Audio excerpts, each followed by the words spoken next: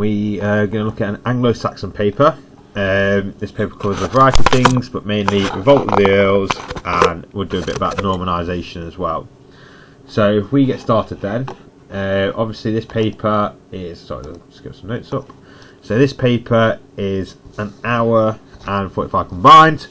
Roughly, I'll give you 55 minutes on this paper to give you enough time to go back and check it, okay? So you only have about 55 minutes to spend on this paper. That's what I would do anyway. Well, let me get this clock right.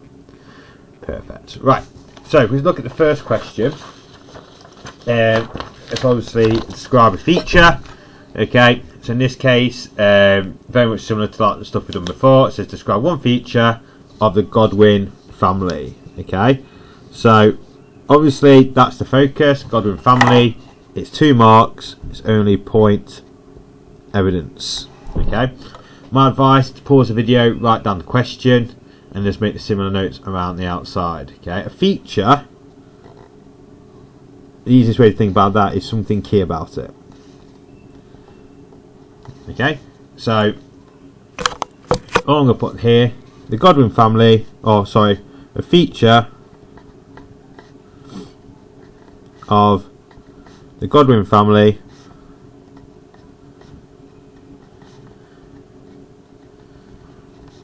was their power. For example, the Godwin family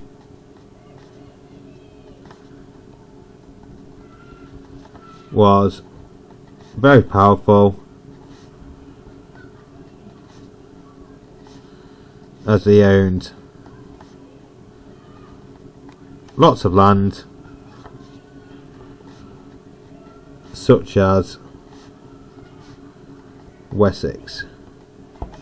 Okay, so again, you get your mark by identifying the feature, you get a mark by giving some specific knowledge about it. Okay, so in the exam, like you said, it's going to be slightly different. You have to have about 5 minutes on this question.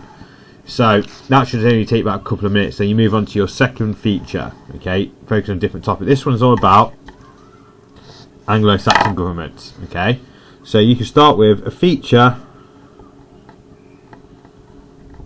of Anglo-Saxon governments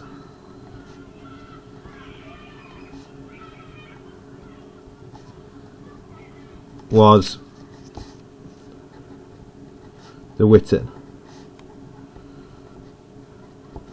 For example,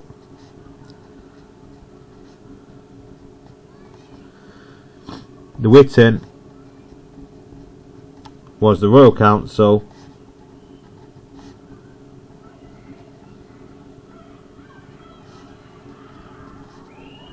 for the King of England. They would advise how to rule the kingdom. Okay, again, get your mark by identifying a feature, which is the Witan, and you get a mark for going over a bit of detail about the kind of specific factual detail, the knowledge that supports it. Okay, so obviously turn over. We all know now, 12 mark question that gives you 3 paragraphs in 21 minutes. Okay, this one's quite straightforward. It says explain why the Earls revolted in 1075. Okay, so it's all about why the Earls revolted. It's 3 paragraphs. You know it's done in point, evidence, explain. If you have a chance, do a link. If not, don't worry about it. But again, it's appeal. You do not need a conclusion. It's only 12 marker, 3 information paragraphs. Try and go beyond the stimulus points here. They are removing the handicap that if you only do these 2 stimulus points, you'll be capped at 8 marks. But instead now they are trying to remove it. Okay, so instead of writing the whole paragraph out, you know how to write appeal. You know the sentence starters. So you just be a reason why Earls revolt in 1075 was, for example, this is the reason they revolted because. Okay, sentence starters stem from the question itself. So that's very straightforward. Instead, you're going to write a quick plan at the bottom here. so we can plan out our thoughts. Okay, so the first thing we're going to talk about for the plan is, the first reason we're going to talk about is William's absence. As you know, William owned and controlled two territories now. He controlled England and he also controlled Normandy. So he was often absent. He was often in Normandy or he was in England, but at times he could not be in two places at once. So William often went back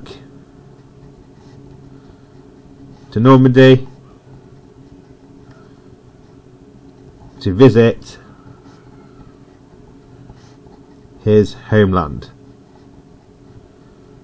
Okay, so when the king's not there, that's when they decided to revolt. Okay, so when he was absent, they saw it as an opportunity where it was best for them to try and take the throne. So the earls revolted as they thought it would be easier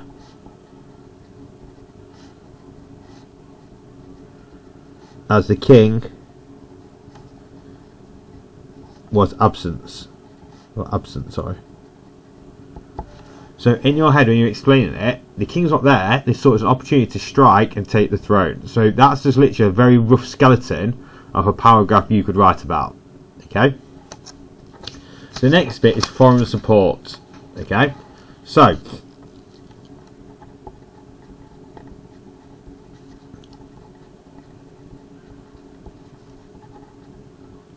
in this case there was foreign support for the Danish again. Okay, literally bar one revolt, every revolt had Danish support. That's the bit of foreign support. We'll give more power to the revolt. Okay, so all we can put here,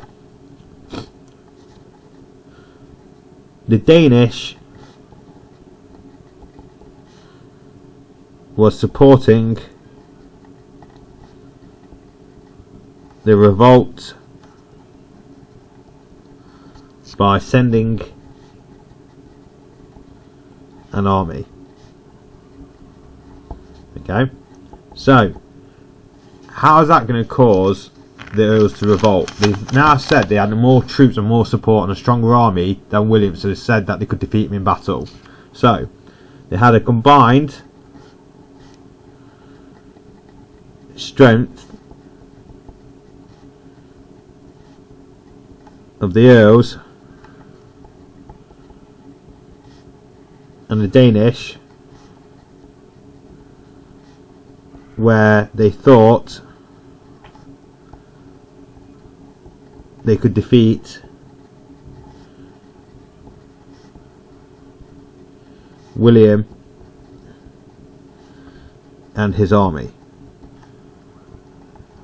Okay, again that brings it all together there, how it all kind of links in, that idea that because they had Danish support they could actually start challenging the kind of William's strength.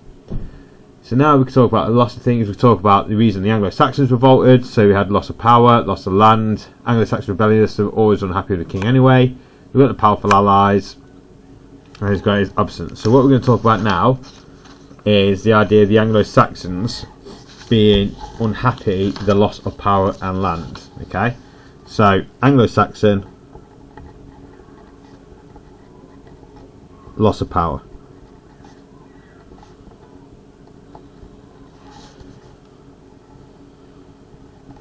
So, point.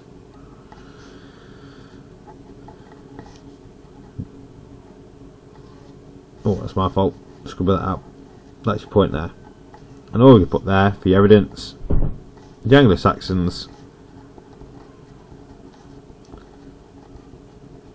lost a lot of land under William. Okay, so then if you explain it, why are they going to revolt? They revolt because they want to get their land back. So want to defeat William,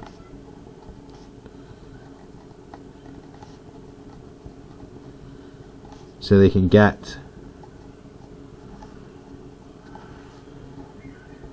their land back. Perfect. Right, so there you go.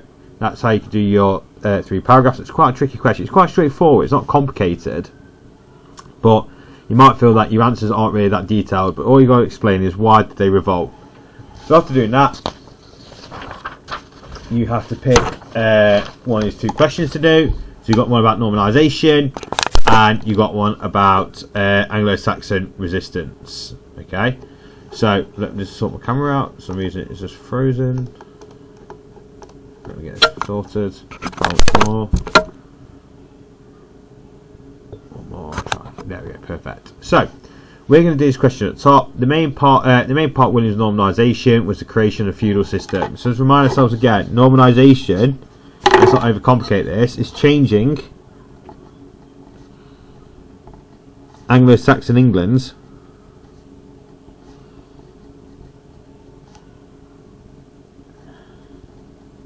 to be not more Norman. Don't overcomplicate the question, okay? So it says the main part of William's normalisation was the creation of the feudal system. Remember, the feudal system was that system, if I do it like this, the triangle. So you've got the king, you've got earl, you've got knight, you've got peasants. Okay, so remember the differences of the feudal system. He introduced this new system. The old system was, draw this again, had a few more layers. You had slave, you had peasant, you had thegn, which was like a landed knight, you had earl, and you had king. Okay, so that's how it changed. That's a change. What he did was bring it under to look a bit like that. Okay, so the main part, William's normalisation, was the creation of the feudal system. Okay, so we're going to talk about the Domesday Book, the feudal system, and we're also going to reference the church. Okay, so our third point is going to be the church. Perfect. Right. So again, I'm not going to write it all out. Sorry, I missed out the how long 4 and stuff is. So remember, it's 4 paragraphs, 25 minutes, 3 information, 1 conclusion. Okay, and that's what you need to focus on there. So if we go over to planet, remember, if you're agreeing with a statement saying it was a feudal system, which was the main creation of normalisation. So that's obviously agree, that's disagree, and the church is also disagree. Perfect. So if we turn over here to planet, actually we can plan it at the bottom here. So the first bit of the plan, so your point for the first paragraph is all going to be about the feudal system, which is agree. Okay, so you're going to agree. Your evidence is the feudal system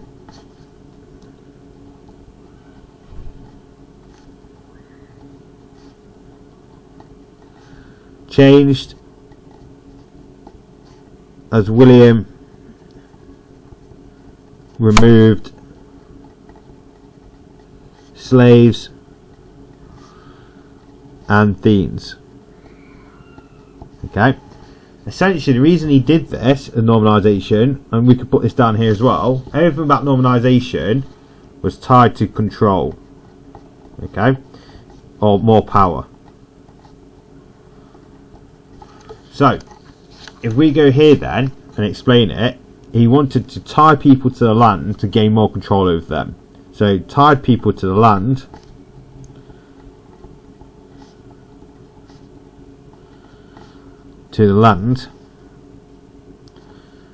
to gain more control and be able to collect taxes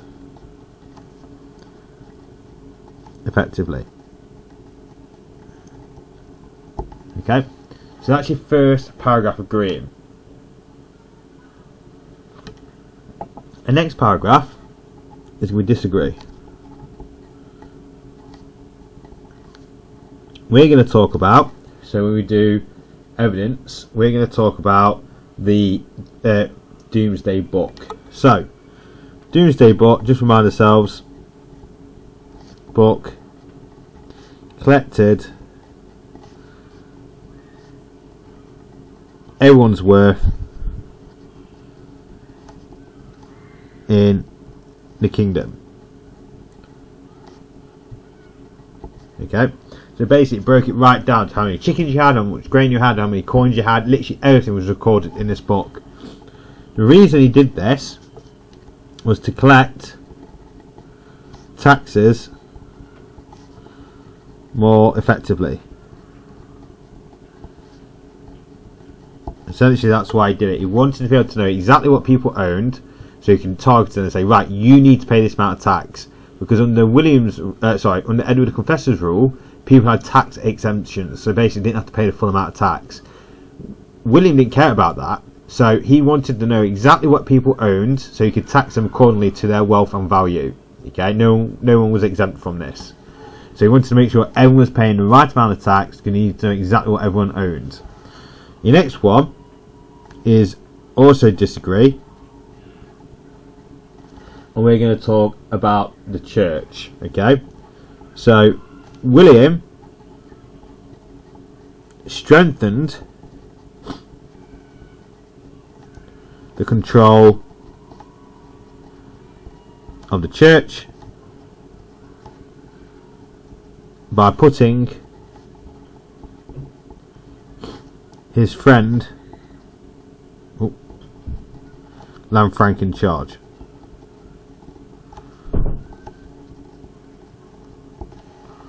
So when we go to explain this, he put his friend Lanfranc in charge. It was actually his relation, who was related to him. He wanted to gain his control of the church, because the church were a useful weapon who could spread positive message about him as a king. Remember, he's a foreign invader. He did not get the throne naturally by succession. He took it by force. So the church spread positive messages about him as king to convince the people of England that he was the rightful king.